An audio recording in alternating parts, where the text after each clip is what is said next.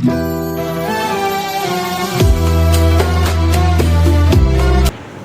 hadirin jamaah, pada kajian malam ini saya ingin membawakan satu makalah dari Sayyidina Ali karramallahu wajhah, dan ini ada di dalam kitab Nasaihul Ibad karangan Al-Imam Nawawi Al-Bandari. Apa makalah ini? Kata Sayyidina Ali karramallahu wajhah, inna min na'imid dunya yakfika al-islamu ni'matan wa inna minasyukri yakfika at-ta'atu syukran wa inna minal ibarati yakfika al-mawdu ibaratan. Kata Sayyidina Ali, sesungguhnya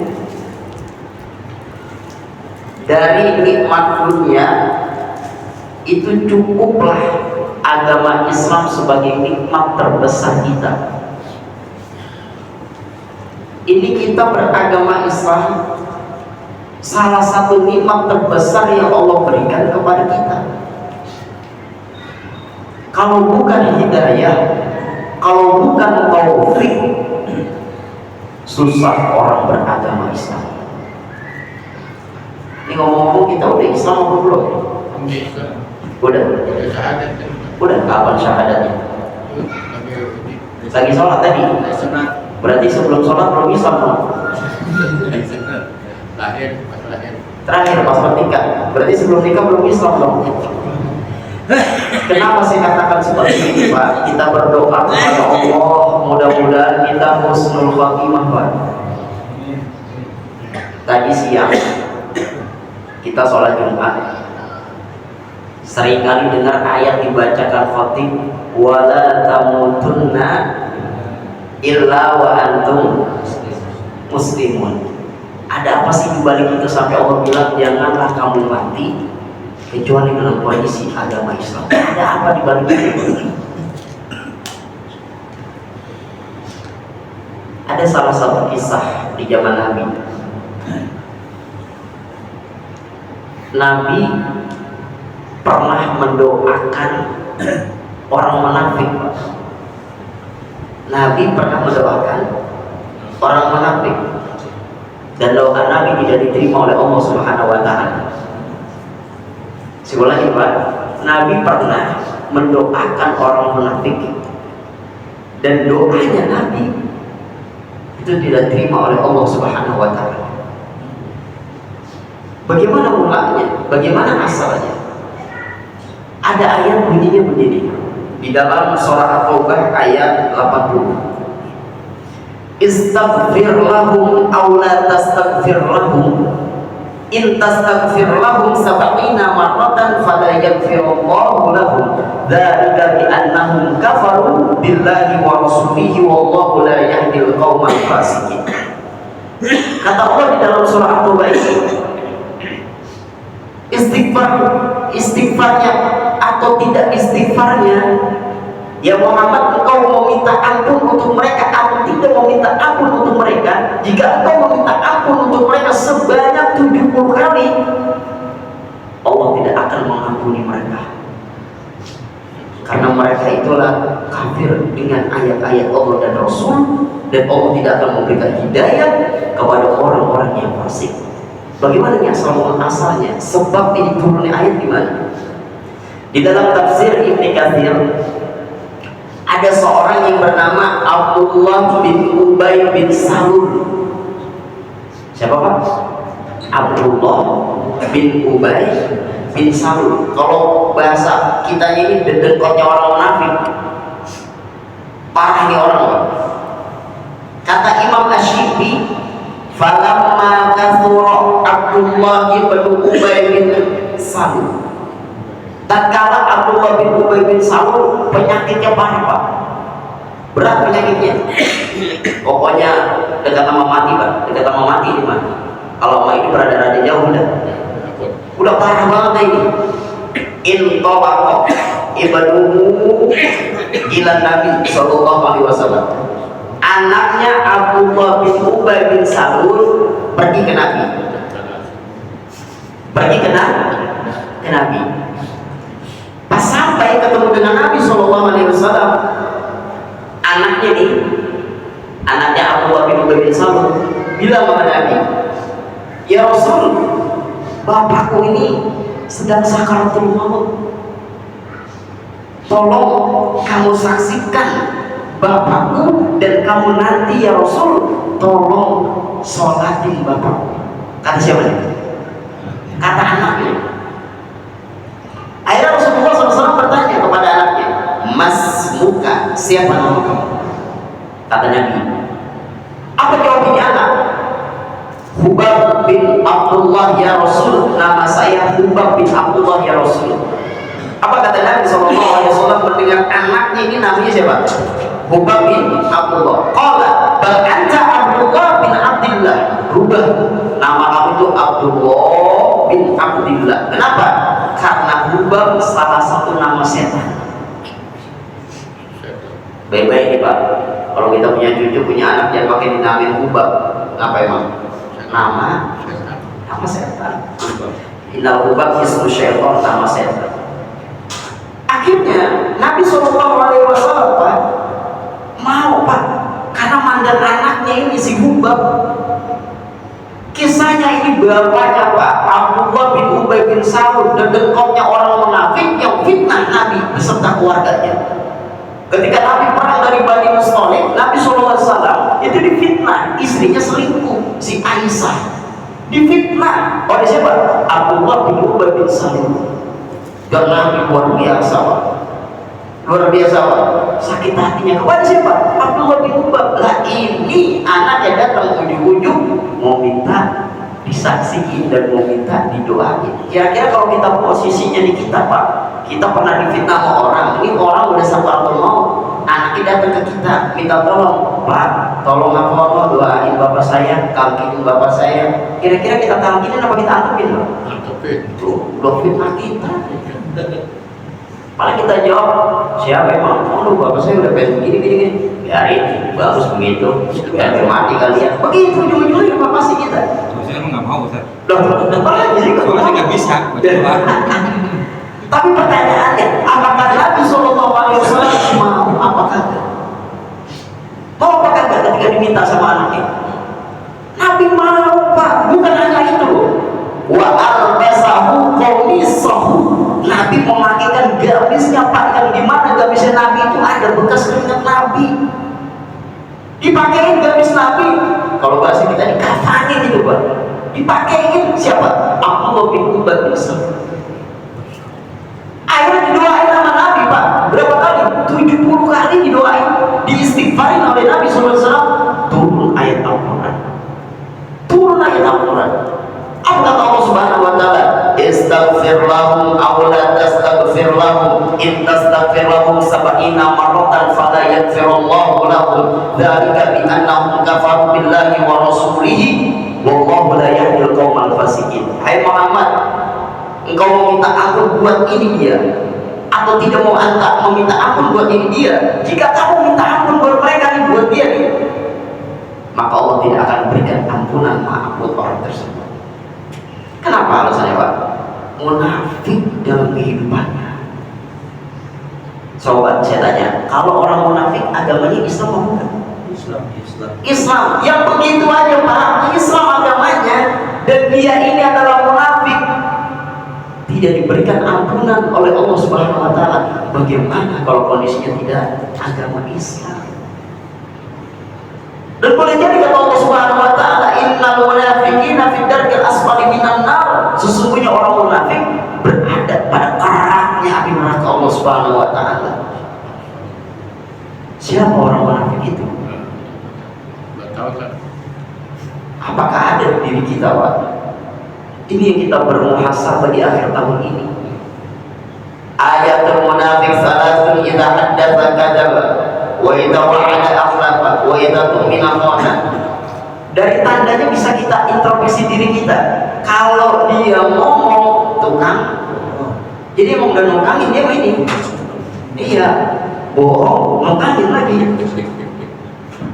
Apabila janji kagak ditepatin, kalau dikasih amanah dia Ingat loh, 3 ini baru dikategorikan munafik. Kalau cuma 1 yang ada, jangan dibilang munafik. Saat ini tukang bohong ini satu. Kadang-kadang dia mah ini kalau janji tepat. Terus kalau dikasih amanah benar ini rada-rada bohong. Jangan dibilang munafik. Kalau 3 perkara ini kumpul pada diri seorang, baru dibilang yang begini nih, orang model begini, ampunan Allah tidak akan berefek sama sekali. Makanya wanti-wanti di dalam ayat Quran itu wala tamutunna illa wa antum muslimun, biar kita orang muslim tapi jangan munafik. Kalau orang munafik sekalipun dia muslim, Allah tidak akan ampunkan dosanya, fala yaghfirullahu lahu, apalagi yang bukan muslim. Maka kita bersyukur alhamdulillah, ini kita kumpul di Mushola Al-Hidayah, agamanya Islam semua, Pak. Islam KTP. Udah urusan belakangan ada itu Pak ya, Islam KTP. Dan kita alhamdulillah masih punya iman, Pak. Punya iman apa enggak? Iman punya. Bisa dilihat iman. Bisa dipegang. Tapi iman bisa dirasa, Pak. Saya yakin yang duduk di majelis ini ada imannya. Kok bisa begitu? Bapak sholat tadi maghrib, itu Islamnya, Pak. Ya. Kalau nggak ada imannya, berat melaksanakan sholat tadi. Jadi iman yang memicu, mendorong kita untuk melakukan ibadah yang kita praktikkan Islamnya. Maka sholat yang tadi kita barusan kerjakan, Islam kita didorong dengan iman. Coba kalau nggak ada iman, bisa tuh masuk kategori KTP Islamnya. Kagak. Kipas angin ini kalau ada kata hidup, Pak, dia muter nih. Kenapa dia bisa muter? Ada listriknya. Coba lihat, ketika dia muter ada listriknya. Kelihatan nggak listriknya? Nggak kelihatan. Tapi kalau kita pegang berasa apa enggak? Coba aja kalau nggak kesetrum.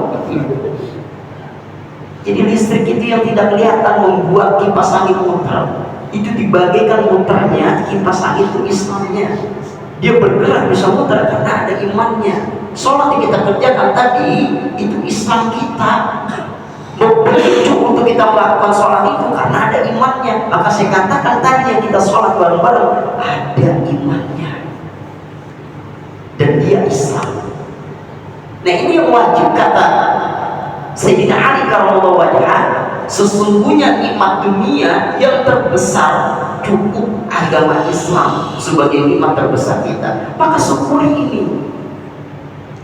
Dan kita kalau melihat perkataan Sayyidina Ali ini, biarin Pak, emang udah jalan Allah takdirkan kita begini. Kalau kita hidup di dunia masih susah aja, udah biarin, kagak lama-lama Pak di dunia. Tapi jangan sampai kita susah di akhirat.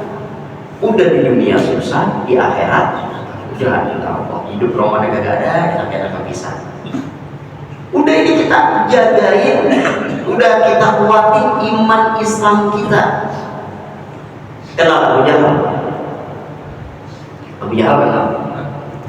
Abu Jahal? Ada WA aja tuh Abu Jahal. Abu Jahal itu paman Nabi, Pak. Namanya Amr bin Hisham. Jadi Nabi pernah mendoakan 2 orang, namanya sama-sama Umar.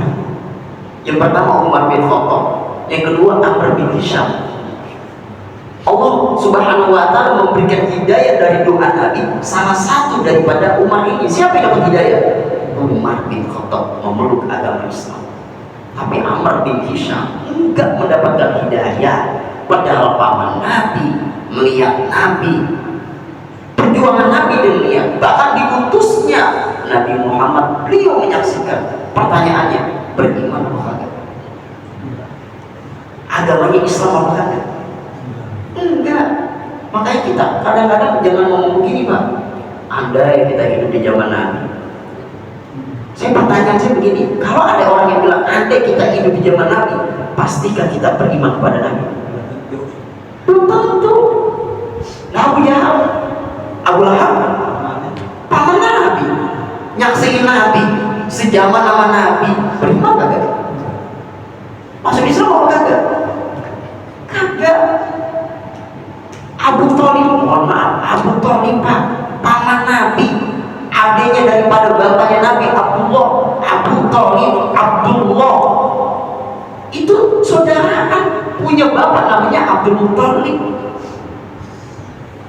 Dan itu pertanyaannya, apakah Abu Thalib beriman kepada Nabi?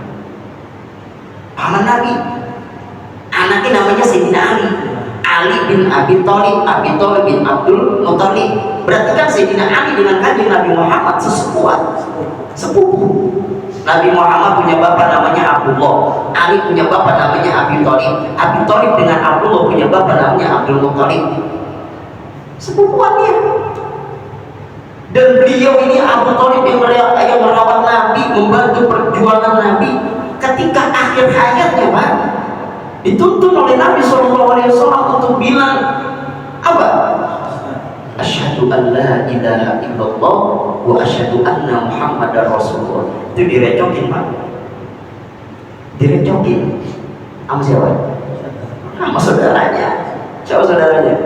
Nah, itu dia, Abu Lahab Abu Jahal. Apa tadi?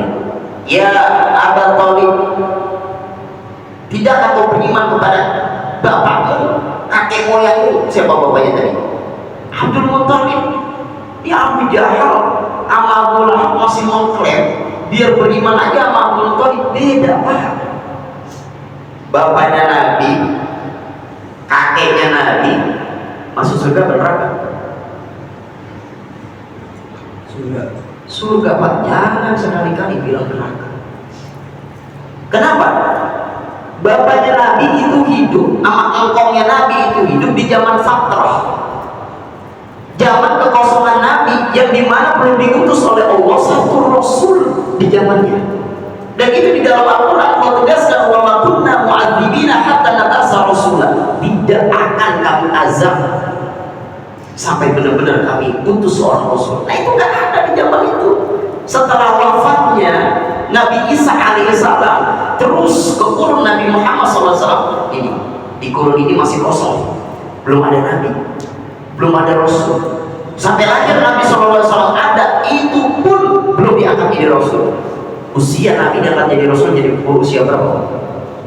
40 tahun. Pertanyaannya, ketika Nabi usia 40 tahun, bapaknya masih ada apa kagak? Engkaunya masih ada apa kagak? Berarti kan dipastikan di zaman itu belum ada Rasul yang Allah utus, sehingga wafatnya Abdullah, sehingga wafatnya Abdul Muthalib wafat dalam kekosongan Nabi. Dan sesuai dengan firman Allah, wa ma kunna mu'adzibina hatta nab'atsa rasulan, jangan dikatakan beliau masuk neraka, tapi beliau masuk surga Allah Subhanahu wa taala. Kenapa? Belum ada Rasul, belum ada Nabi diutus. Lo kenapa pamannya Abi Thalib? Lo kenapa pamannya Abu Lahab, Abu Jahal? Karena Abu Thalib, Abu Lahab, Abu Jahal ini hidup ketika Rasul diangkat menjadi Rasul. Usia berapa? 40 tahun. Dan menyaksikan diangkat jadi Rasul. Sehingga di zaman itu nggak ada kekosongan Nabi, nggak ada kekosongan Rasul. Berarti pemahamannya kalau tidak beriman pada Rasul yang diutus oleh Allah, maka kondisinya dia tidak beriman. Nah, makanya dari riwayat hadis yang sahih, mohon maaf, pamannya Nabi yang bernama Abu Thalib masuk neraka Allah Subhanahu wa taala. Gegara kagak beriman dan tidak beragama Islam.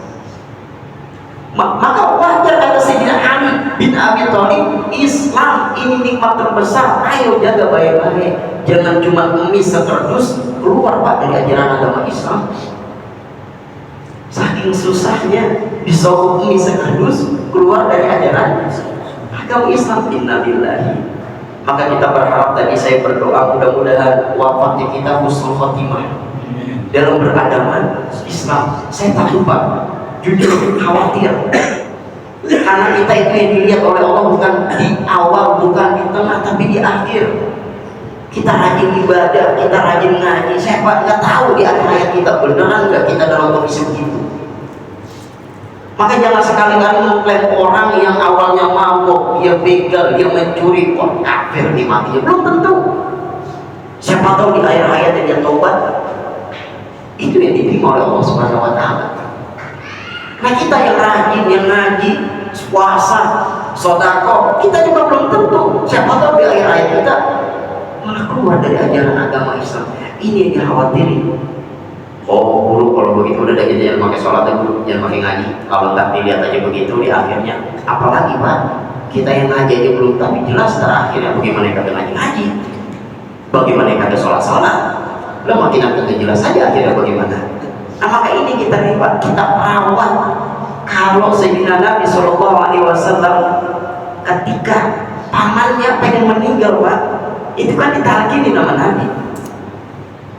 Apa kata Allah Subhanahu wa taala? Innaka la tahdi man ahbabta walakin Allah yahdi man yasha. Ya Muhammad, walaupun orang yang kau talkinin adalah orang yang kamu sayang, kalau hidayah Allah kagak kasih, kagak bakal bisa orang tersebut kamu berikan hidayah. Tuh Pak, yang nalkinin Nabi, yang doain Nabi masih kuat, belum diijabah sama Allah, lantaran hidayah punya Allah. Maka kalau kita udah dapat hidayah model begini, Islam ada, iman ada, kuatin. Karena yang namanya badan, kita punya perut ini, kalau lapar wayanya makan, kalau haus wayanya minum. Lah kalau kita pengen ngenyangin Islam kita, pengen ngenyangin iman kita, wayanya kita ngaji. Karena memang itu obatnya, karena memang itu yang namanya makanan sehari-harinya. Kita iman gak kelihatan, kita Islam tadi sholat, coba andai kata kita kagak punya ilmu, bisa gak kita sholat? Bagaimana takbiratul ihram? Bagaimana baca Fatihah? Rukun daripada sholat apa aja supaya ibadah kita diterima, bagaimana caranya? Kalau kagak ada ilmunya, nggak bisa kita ibadah seperti itu. Berarti kesimpulannya, kalau ada ada orang yang kagak mau ngaji, ada orang yang udah jauh daripada guru-gurunya, lalu ada ibadah yang dikerjakan dia tidak tahu, Islamnya kagak dicas, tidak nambah, tidak kuat, dia khawatirkan dalam kondisi tidak baik-baik di akhir hayatnya. Saya pun Pak, sampai detik ini masih ngaji, masih mutola'ah, karena kekhawatiran kita belum jelas akhir hayat kita surga apa neraka. Tapi setidaknya apa yang Allah perintah kita jalankan, sholat kita jalankan, ibadah kita jalankan. Tujuan akhir hayat kita berharap biar dimatikan dalam kondisi agama Islam. Maka ayat ini diturunkan oleh Allah, istighfar, mau diistighfarin, mau tidak diistighfarin tidak pengaruh buat orang-orang munafik, apalagi orang-orang kafir. Maka berangkat dari sini, kita tidak boleh mendoakan orang-orang kafir. Orang muslim haram Pak kita doain. Belajar. Iya. Belajar. Agak bakal diterima oleh Allah Subhanahu wa taala. Bahkan salam aja Pak, salam gak akan berefek kepadanya. Salam itu doa. Assalamualaikum, artinya Pak, semoga Allah berikan kamu keselamatan. Itu doain, nggak boleh sesama non muslim. Yang diperbolehkan sesama muslim. Kalau ucapan seperti itu aja, efeknya luar biasa, hukumnya ada. Maka mengucapkan ajaran-ajaran keyakinan mereka, Natal ya, dan lain sebagainya, itu mempengaruhi pada akidah kita. Lalu bagaimana? Ya sudah, diem aja.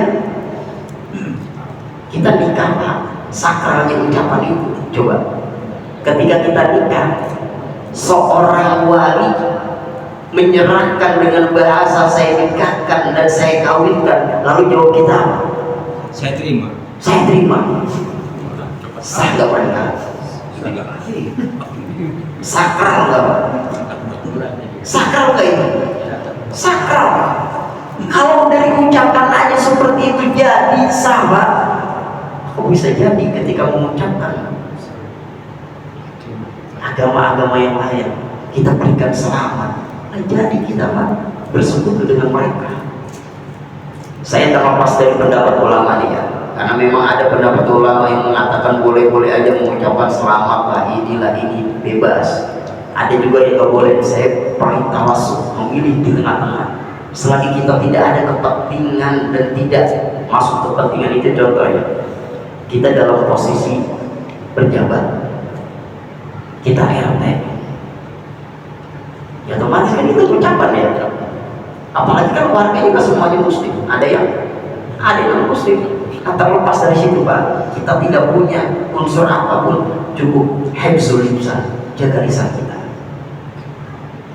Dan Nabi SAW Pak, kita kembali kepada agama Islam.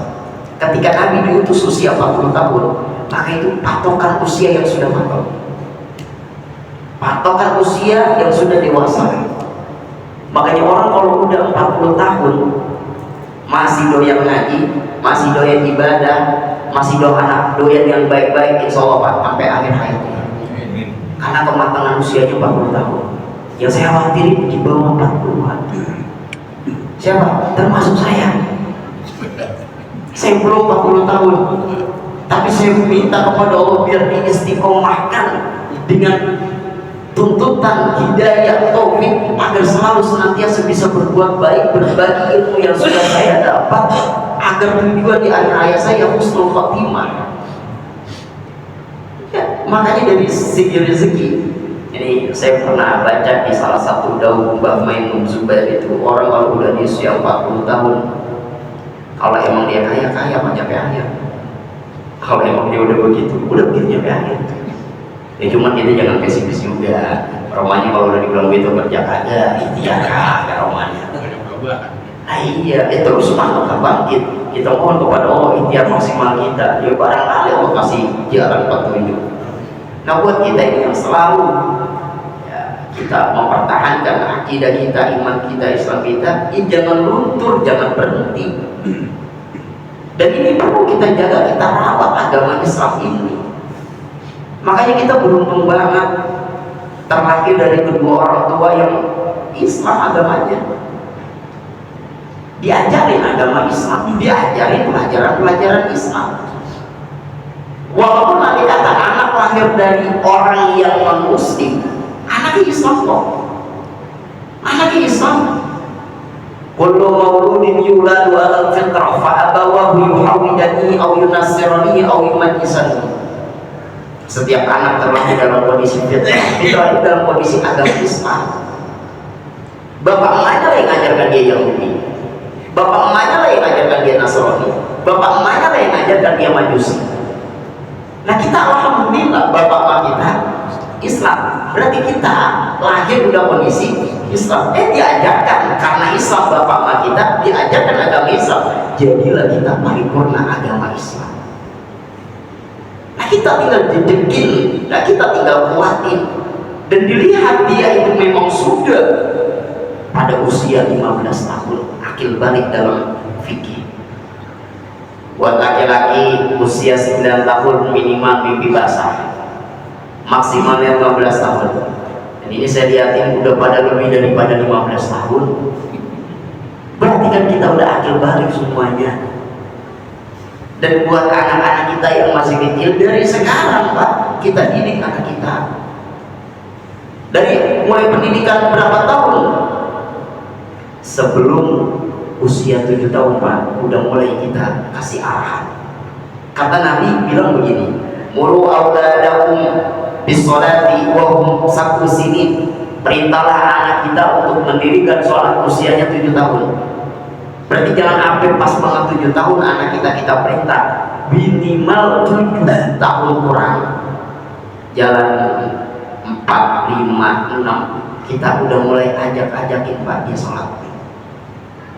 Udah mulai kita ajarin dia ngaji. Biarin ntar ngotan-ngotan kagak ngapa-ngapa. Tadi ngaji, ntar kagak. Tadi ngaji kagak, biarin. Asal jangan enggak ngaji ribet ini. Udah biarin kita pelajari pelan-pelan. Ntar pas batu doanya 7 tahun tepat perintah anak kita. Enak sholat. Bareng berangkat kita ke musola ya, sholat berjamaah bareng-bareng. Itu kalau ada kata 7 tahun masih ogah-ogahan Pak, biarin, jangan makin dipukul. Jangan makin dibidik ini bocah. Nabi bilang lagi, wadribuhum bi asyri sinina, pukullah anak kita usia 10 tahun kalau dia tidak sholat. Di dalam fikih faktor ini itu dijelaskan pukulan an-norban ghairu mubarri, pukulan yang tidak memberikan bekas sakit. Bisa kita jewer, bisa kita sentil. Yang penting tidak memberikan bekas sakit pada dia 10 tahun.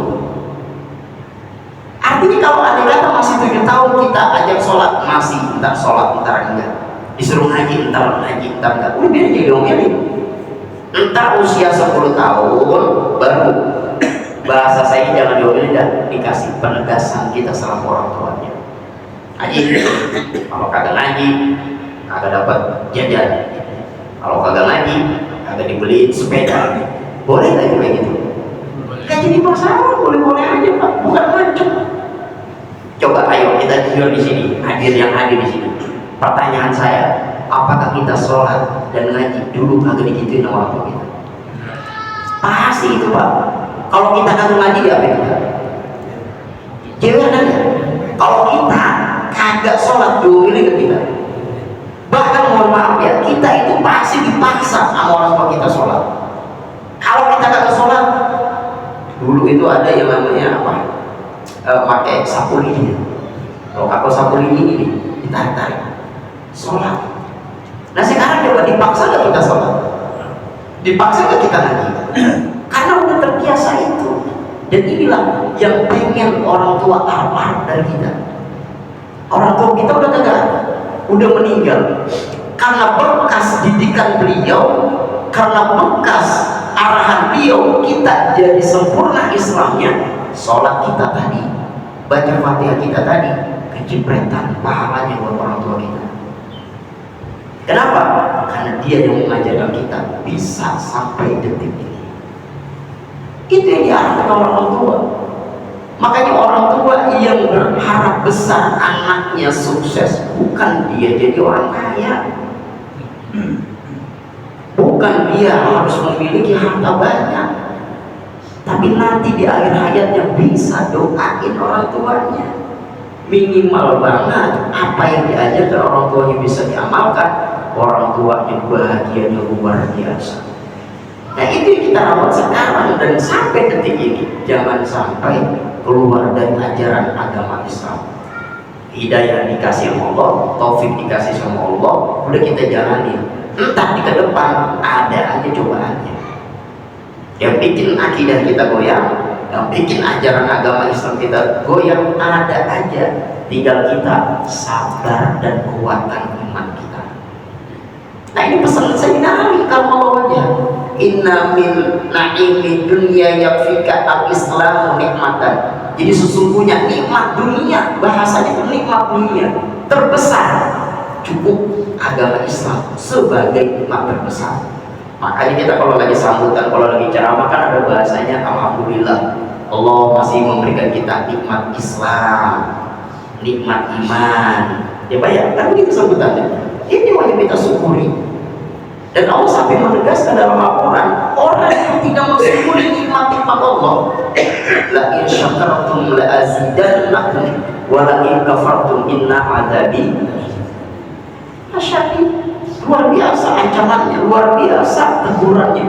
Orang yang ingkar kepada nikmat Allah, azabnya Allah lasyadid, pedihnya luar biasa. Yang kedua, kata Sayyidina Ali, wa inna minasyughli yakfika at-ta'atu syughlan. Cukup kesibukan kita itu taat kepada Allah Subhanahu wa taala, Pak. Oh kalau begitu kagak kerja kulit. Oh kalau begitu guru nggak usah kita usaha. Enggak begitu. Kalau mau kerja yang benar termasuk taat kepada Allah. Kalau mau dagang yang benar taat kepada Allah. Taat itu kan kita patuh, Pak. Tunduk. Apa yang Allah perintah jalanin, apa yang Allah larang tinggalin. Sekarang kita kembali ke profesi kita. Apa yang kita kerjakan, apa yang kita lakukan di dunia, jangan sampai keluar dari ajaran agama Islam. Sekarang saya tanya Pak, halal jelas nggak? Haram jelas nggak? Yang kagak data, yang kagak jelas, remong-remong namanya syubhat. Kalau halal halal jelas, yang haram jelas, ya sudah, lakuin yang halal, tinggalin yang haram, kan jelas sudah. Innal halala bayyinun wa innal harama bayyinun wa ma bainahuma umur mushtabihatun. Sesungguhnya yang halal dan tak, yang haram dan tak, dan perkara di antara keduanya namanya syubhat, itu yang kagak danta. Udah kita tinggalin. Nah kalau kita seperti itu dalam hidup kita, kesibukan kita sibukkan dalam taat kepada Allah, profesi apapun, jangan sampai melanggar aturan Allah. Itu udah masuk kategori kita taat kepada Allah Subhanahu wa Ta'ala. Dan saya tidak membenarkan tadi kita lagi masuk bulan suci Ramadan, sholat tarawih, ayo jangan sampai ditinggalin, mumpung di bulan suci Ramadan. Coba pikirkan bagaimana orang yang kondisinya dia jaga malam, dia jadi sampah. Apakah tidak kesentuh hatinya? Pengen saya sholat malam Ustaz, pengen saya sholat tarawih berjamaah, emang kerjaan saya begini. Lah bagaimana? Masa saya tinggalin? Enggak, saya benarkan orang pilih sunnah dibandingkan dia tidak melakukan kewajibannya. Kerja menafkahkan keluarga hukumnya apa? Wajib. Sholat sunnah tarawih hukumnya apa? Masa iya yang sunnah dibelain yang wajib? Ya udah jalanin. Apanya jalanin? Kerjanya dia di malam hari itu. Jangan pesimis ketika dia kerja karena Allah Ta'ala, dia tidak ikut tarawih, dia tidak ikut melaksanakan sholat sunnah, kewajiban dia udah jalankan, itu pun bernilai pahala di sisi Allah Subhanahu wa Ta'ala. Jadi jangan kita pesimis seperti itu. Yang ketiga, pesan Sayyidina Ali karramallahu wajhah, wa inna minal ibrah yatika al-maut ibratan. Cukup pelajaran penting itu adalah mati. Itu udah nasihat, udah paling konkret, udah paling dahsyat, udah paling ngena di kita. Nasihat yang paling besar adalah mati. Cukup itu sebagai nasihat buat kita. Berapa kali dan berapa saat kita Pak yang masih hidup menyaksikan orang mati, bahkan kita bacain Yasin, bahkan kita ikut mandiin kalau dalam famili keluarga, bahkan kita ikut nyolatin, bahkan kita gotong itu mayat, kita kuburin, kita bahkan kita bantu galiin, kita buka itu kain kafan, kita ciumkan itu almarhum ke tanah. Sering kita lihat itu, bahkan kita yang melakukan itu. Tidak kematian itu memberikan asal nasihat yang dalam buat diri kita. Kalau mati depan kita, itu tidak memberikan efek apa-apa dalam kehidupan kita, lalu nasihat apa lagi yang akan membuat kita dalam kehidupan? Makanya saya kalau disuruh ceramah kematian, saya bilang boros ini lah, mati nasihat makin kuat dia apa lagi? Dinasihatin lagi, nggak cukup dengan kematian yang kita tadi urus almarhum. Kenapa kita harus minta dinasihatin lagi? Ini petanda Pak. Nasihat yang dasar nanti tidak memberikan bekas kepada kita, apalagi nasihat sekedar ceramah agama. Dan ini yang harus kita introspeksi diri kepada kita semuanya. Kalau mati ada nggak ketentuan usianya? Tidak ada. Ada nggak ketentuan dari nama Z atau dari nama A duluan? Kalau dari duluan apa ya? Apa sih yang A duluan ini nomor duluan? Oh, saya pada dari yang berada belakang. Kagak kan urutannya kagak kayak gitu. Orang tuanya yang payah banget, anak yang seger, anak yang duluan. Ya, istrinya seger banget, suaminya udah loyo banget. Kita lihat ini roman-romannya suaminya duluan, lebih ini nyapain duluan. Itu mati tidak memandang usia, tidak memandang sakit, tidak memandang sehat. Kalau kita semua ini punya potensi mati, bekal apa yang harus kita bawa supaya kita dapat surga? Ya Allah, surga neraka Pak jaraknya bukan dari sini ke Keranji, bukan dari sini ke Setu Pak. Dari rahim, dari alam ruh masuk alam rahim. Alam rahim, alam dunia kita, alam dunia. Dari alam dunia masuk alam kubur. Dari kubur Pak kita Pak ditiup sangkakala, hancur seada-adanya. Habis dari situ Pak, kita dibangkitkan, dikumpulkan di padang mahsyar. Habis di padang mahsyar Pak, kita berhutang minta syafaat Nabi. Habis dari situ Pak, kita akan dihisab amalan kita. Habis dari hisab, kita ngumpulin amalan baik kita dan amalan buruk kita. Habis dari situ, mizan ditimbang yang mana yang berat. Dari mizan kita melewat ke sirat, ke jalanan yang dikenal siratal mustaqim itu Pak. Habis dari situ Pak, kita masuk ke haud, ke telaga. Habis dari situ, baru penentu kita surga dan neraka. Jauh aja. Prosesnya lama. Jauh. Nah kalau bawa bekal ini kita nih, dikit bekalnya, kira-kira nyampe mana itu deh? Nyampe mana kita? Kalau bawa bekalnya dikit, coba usia kita maksimal berapa tahun? Rasulullah wafat berapa tahun? Akhir balik 15 tahun. Coba diambil 63 diambil 15.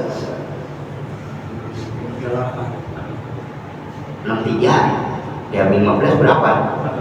Jadi lagi tungguin cepat biarangan. 40 hari kan? Iya 40 tahunan. Pertanyaan saya, ketika 40 tahunan maksimalkah ibadah kita? Kalau kita menghitung-hitungan Pak, pas 40 tahun, kalau insafnya, kalau sadarnya di usia 60, berarti dia cuma punya waktu berapa tahun? 3 tahun. Pertanyaannya, kalau dia dapat hidayah Allah usia 60 tahun, dia ibadah, dia rajin, dia ngaji, dia tadarus, meninggal usia 63, 3 tahun maksimal ibadah, bisa nggak dorong dia masuk surga Allah Subhanahu Wa Taala? Kata siapa bisa? Lah kita yang mendikit begitu bisa nggak masuk surga? Lo berat amalan mendikit begitu bisa masuk. Tapi jangan pesimis. Kita walaupun usia baina sab'in wasitin, antara 60 sampai 70 tahun, ada amalan yang ganjarannya luar biasa melebihi orang yang usianya 100 tahun. Apa ganjarannya? 1, sholat jamaah. Pahalanya berapa? 27. Lumayan daripada sholat sendiri. Pahalanya berapa? Itu kok kalau benar, kalau kagak. Nah kita kalau 27 tadi kita sholat, ada orang sempurna, agak turun sampai derajat bawah banget. Ada riwayat 25 Pak. Sholat jamaah itu ada 2 riwayat. Pertama, mendapatkan ganjaran 25 derajat. Yang kedua, dapat ganjaran 27 derajat. Apa yang membedakan 2 ini? Kalau 25 derajat, pertama, jamaahnya tidak lebih dari 40. Kayak tadi kita sholat, ada di jamaah ada ya 100 lebih. Lebih apa keluar? Ya, itu. Kalau kita jamaahnya ada 40 Pak, bahkan lebih, masukkan 27. Kalau di bawah itu masuk 25. Nanti coba kita sholat sendiri. Itu kok kalau lompong Bang Haji, kalau kagak lalu udah 1. Coba kita tanya sholat jamaah. Andai kata, mohon maaf, imamnya kurang sempurna, di cover sama makmum. Makmum kurang sempurna, di cover sama imam. Dua-duanya kurang sempurna. Kebersamaannya yang dilihat oleh Allah Subhanahu Wa Taala. Maka nggak ada istilahnya jamaahnya ditolak oleh Allah Subhanahu Wa Taala. Pernah dulu suatu kejadian, saya ketika sholat berjamaah, saya punya teman hafiz Quran Pak, yang jadi imam berantakan bacaannya, panjang pendeknya berantakan. Kelar habis sholat pada ngeluh Pak. Teman saya bilang begini, romanya sholat kita kagak diterima ini. Udah mau apa Pak? Nah itu banyak Pak, jadi kayak kurang bagus buat ini imam.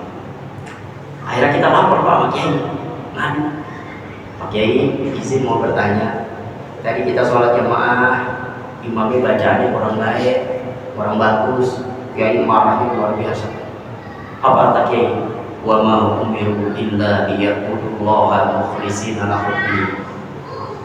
Yang diperintah sama Allah nyembah Allah itu ikhlas. Barangkali orang yang tadi jadi imam dia maksimal bacaannya yang begitu ikhlas karena Allah, bisa jadi itu yang diterima oleh Allah. Nah kamu yang ngaku bacaannya bagus, bahkan hifdzul Quran, bisa jadi kotor hati kamu, tidak ikhlas ibadah karena Allah Subhanahu wa Ta'ala. Begitu sampai jawabannya. Saya kan kepikiran tinjauan fikihnya Pak. Berarti kan memang udah kita salah. Akhirnya apa? Kita pulang, kita merenung, ya sudah. Kita yakinkan ibadah yang sholat jamaah tadi adalah diterima oleh Allah Subhanahu wa Ta'ala. Enggak lama kesinian ketemu ibarat kitabnya Pak. Ketika kita sholat jamaah, Allah melihat tiga. Yang pertama melihat imamnya. Kalau imamnya kurang sempurna, Allah lihat makmumnya. Kalau makmumnya kurang sempurna, Allah lihat kebersamaannya.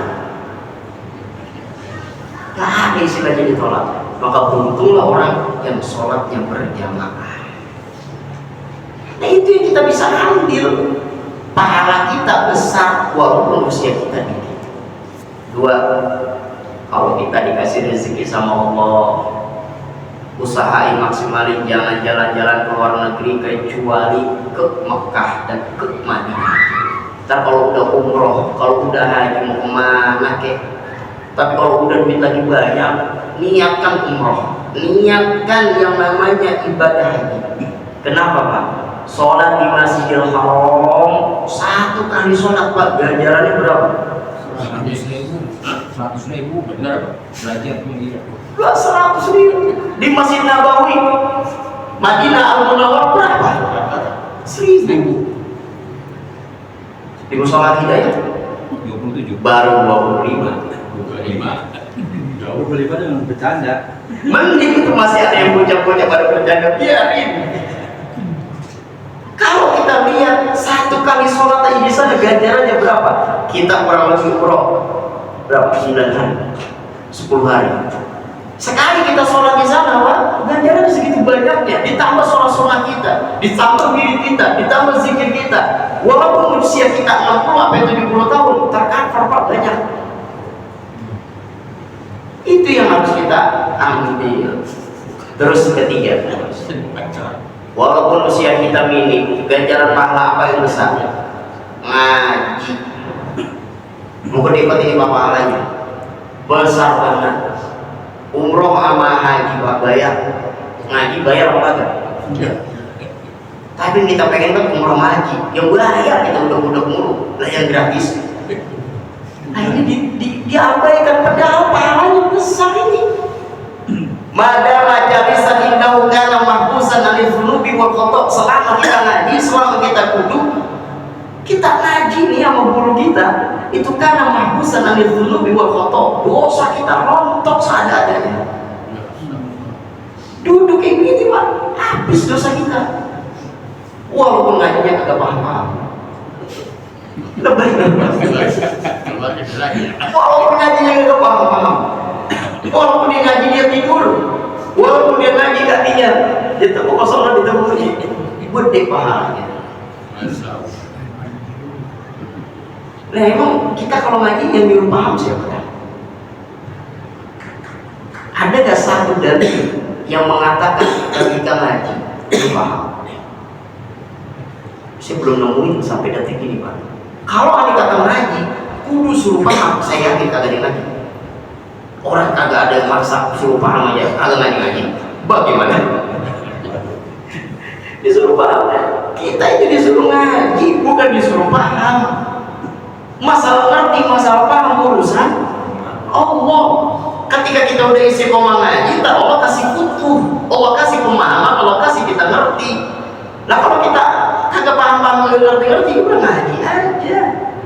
Manintaha ila alimin summa jalasa ma'ahu wa la yaqiru ala ayyafadhal ilma falahu sabu karomatin. Orang yang duduk di majelis taklim bersama gurunya, dia kalau disuruh ngapal kagak apal-apal, disuruh yang namanya ngapal kagak apal-apal, dikata paham apa kagak paham-paham. Yang modelan begini nih, falahu sabu karomatin, 7 karomah dahsyat Allah berikan kepadanya. Nah itu kagak paham, kagak ngerti, kagak apal. 7 karomah Allah berikan. Bagaimana yang paham model begini? Bagaimana yang ngerti model begini? Berarti lebih daripada 7 karomah. Dan saya tanya kedua, yang nyuruh ngaji siapa? Pak DKM. Siapa Pak yang nyuruh ngaji? Pas hakikatnya Allah Subhanahu wa ta'ala. Coba aja Bapak lihat, wa ma khalaqtul jinna wal insa illa liya'budun. Tidaklah aku jadikan jin dan manusia kecuali untuk menyembah siapa? Allah. Pertanyaannya, bagaimana cara menyembah Allah? Haji. Nah iya gitu kan. Berarti kan secara kagak langsung Allah menekankan kita biar ada ilmunya ketika menyembah Allah. Bagaimana cara kita mendapatkan ilmu? Ngaji. Nah kalau kita kagak ngaji, berarti kita kagak tahu ibadah. Kalau kita kagak tahu ibadah, berarti sudah menyalahi tujuan Allah menciptakan kita. Allah menciptakan kita tujuannya untuk ibadah. Kok malah bersenang-senang? Kok malah bermaksiat? Kok malah kagak nyembah Allah? Ini yang akan bertolak belakang dengan tujuan Allah ciptakan kita semua. Makanya dalam tabarok itu bagaimana? Wallazi khalaqal mauta wal hayata liyabluwakum ayyukum ahsanu amala. Mana amalan kamu yang paling baik? Kayaknya mudah-mudahan dengan adanya wasilah, wadah, adanya musola di kampung kita, adanya guru-guru kita yang masih senantiasa mengajarkan kita, dan masih ada yang mau ngaji aja Pak, asal jangan sepotong. Ya masih ada mau ngaji aja Pak, asal jangan sepotong. Ya kalau sepotong bukan orang pasti. Walaupun dikit udah ngaji, jangan pakai berhenti, udah terusin. Lekar aja kalau dia bisa ngomong ngaji, ajarin. Sayang kita ngomong ngaji ini. Nah kita kalau masih ada 1-2 orang semangat untuk ngaji, jangan sampai berhenti dari pengajian. Kenapa? Ini cikal bakal investasi kita. Umur kita kagak panjang, antara 60-70, ngaji bisa memberikan pahala yang begitu dahsyat dan besar. Umroh, ngaji. Terus apa lagi Pak? Nih dikit lagi OTW bulan suci Ramadan. Tuh, ganjaran berlipat ganda tuh pahalanya. Berlipat ganda. Ntar dari awal Ramadan ntar jangan makin kemana-mana. Kalau misalnya kita tidak ada udzur, kalau kita tidak ada kerjaan, kita ribut banget di akhir Ramadan. Lailatul Qadar, Qadar kagak Qadar dapat. Man sholal maghriba fi jama'atin wal isya'a fi jama'atin wa sholat tarawih fi jama'atin faqad akhadha lailatul qadri bi hadin wafirin. Siapa orang yang sholat maghrib berjamaah, sholat isya berjamaah, sholat tarawih berjamaah, niscaya dia akan mendapatkan malam lailatul qadar dengan bagian yang sempurna. Udah ada rawatin ya, jaga rawatin jaga. Sebenarnya banyak amalan-amalan yang membawa kita kepada mendapatkan pahala banyak. Nah, setidaknya tadi amalan-amalan yang berikut tadi yang kita udah sampaikan dan kita udah bisa pahami itu, jalankan dan jangan kita tinggalkan selama kondisi kita tidak darurat.